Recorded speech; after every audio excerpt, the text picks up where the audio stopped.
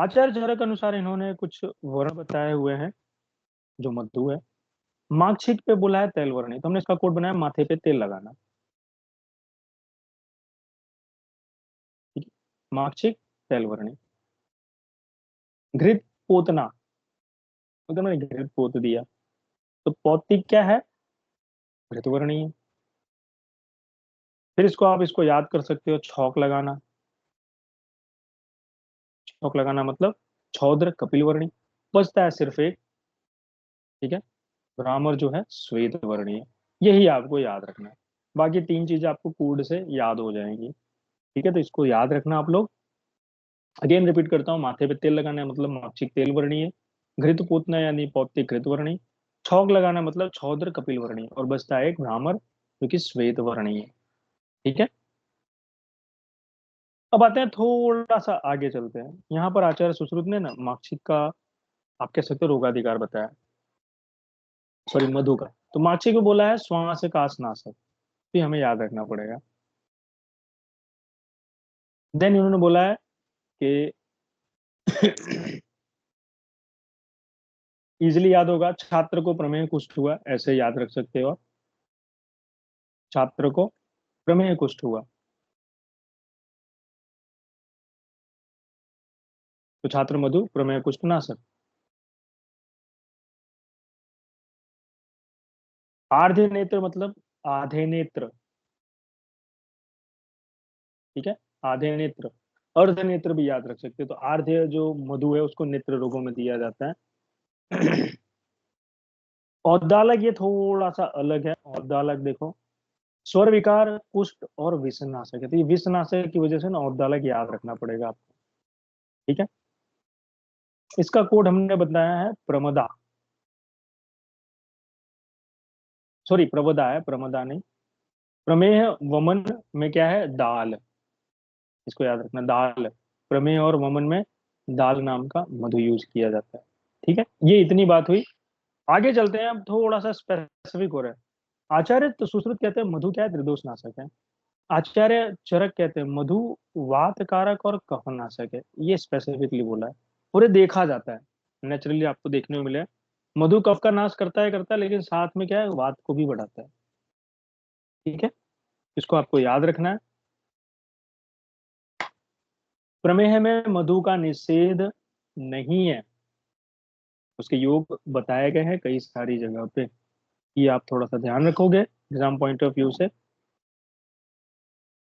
अब आपके लिए क्वेश्चन है, आचार्य चरक ने दृश्य प्राणायतन कहाँ बताया है?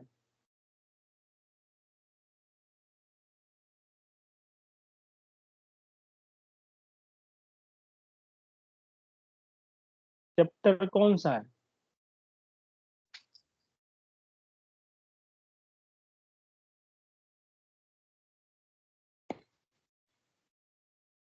चलो मैं आपको ऑप्शन देता हूँ। सूत्रसान के आखिरी चार चैप्टर, 26, 27, 28, 29। 29। 29। और कोई?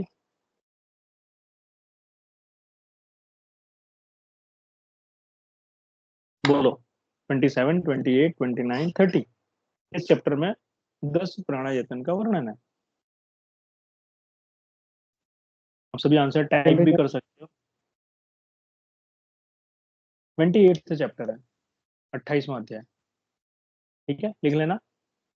नीचे देख रहे हो जो लिखा है ना, शारीर 7 में वर्णन है। अगेन शारीर 7 और सूत्र 28, दो जगह पे इन्होंने मर्म का वर्णन किया। यहाँ पे लिखते हैं शंख के स्थान पर मूर्धा और मांस का प्रवेश समावेश किया हुआ है। ये थोड़ा आप ध्यान रख सकते हो एग्जाम पॉइंट ऑफ व्यू से, जो यहाँ पर लिखा हुआ है। वो चरक सूत्र 29 में है ना, 10 प्राणायातन तो चरक सूत्र 29 में है। 28 में नहीं दिया है क्या? नहीं, बस 29 में है। नहीं, बात 29 है। 10 प्राणायातम अध्याय में बस वही नाम ही है उस चैप्टर चैप्टर का का। ही नाम है। हाँ हाँ बिल्कुल बिल्कुल सही कह रहे हो, यहाँ पे टाइपिंग एरर है। अच्छा हाँ, लिखा तो, सॉरी सॉरी, 29 ही लिखा है, चैप्टर का नाम ही वही है। तो इसको करेक्ट लेना, 28 नहीं है, 29 ही है ये। ठीक है, तो चरक सूत्र 29 जिसका चैप्टर का नाम ही वही है, वहां पर इसका वर्णन किया गया है। ठीक है, और शारीर 7/9 मतलब 9वां श्लोक है जो सरिस्तान 7 का, वहां पे इसका वर्णन किया गया। ठीक है। आचार्य वाग्भट की बात करते हो तो पूरा का पूरा जैसा लिखा है ना वैसे ही है। आचार्य वाग्भट ने शंख के स्थान पर मूर्धा और जीवा बंधन को माना हुआ है। ठीक है। जीवा बंधन एक नया वर्ड है जो हमें ध्यान रखना है आचार्य वाग्भट के अनुसार। कुष्ठ की बात करते हैं। आचार्य सुश्रुत ने कुष्ठ के बारे में एक स्पेसिफिक लाइन बताई है, पता है किसी को?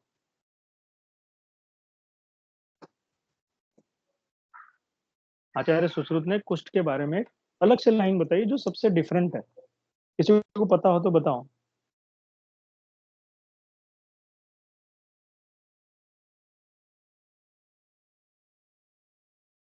आदि बल प्रवृत्त नहीं।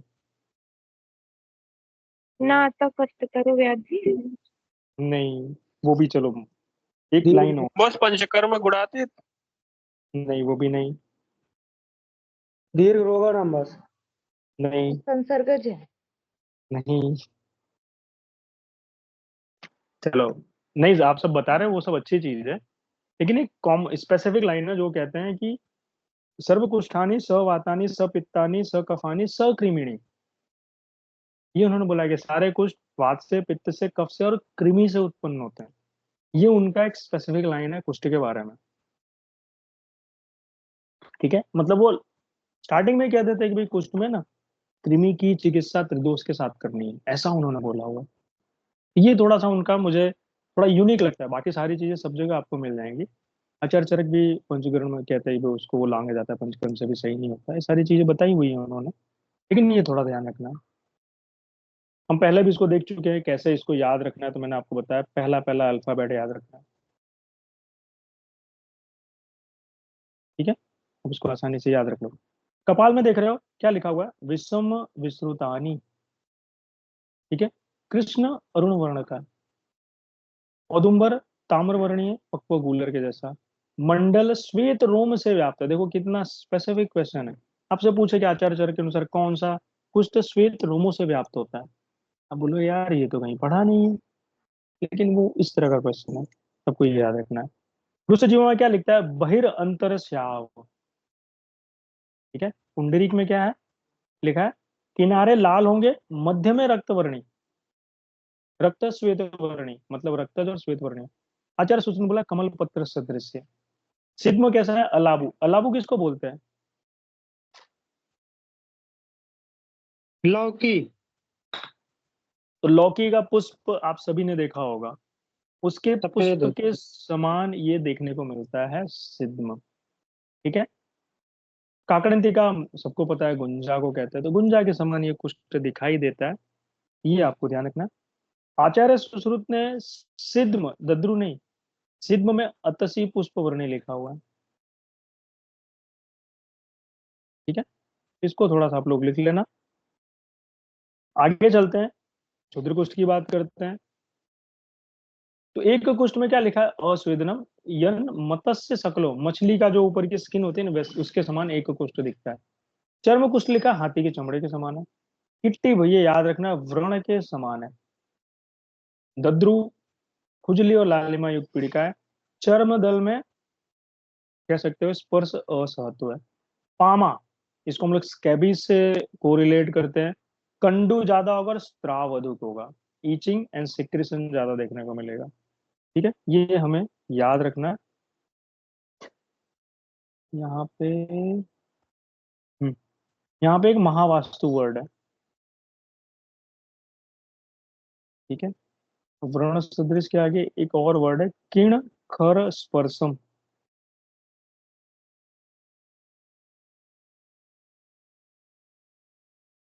ठीक है। विचर्चिका में शुष्क नहीं है, ये काट लेना। यहाँ है बहुस्त्रावा। और एक और है,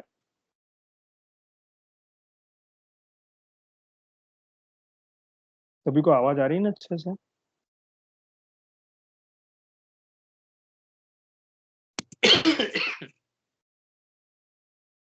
सॉरी। सतारू के बारे में लिखा है बहुवर्णम, ये याद रख लेना। देखो बहुश्रावा, चाववर्णी पीड़िका बहुश्रावा विचर्चिका है, लेकिन बहुव्रणम कहाँ है, सतारू में लिखा हुआ है। इसको थोड़ा सा आप लोग ध्यान रखना।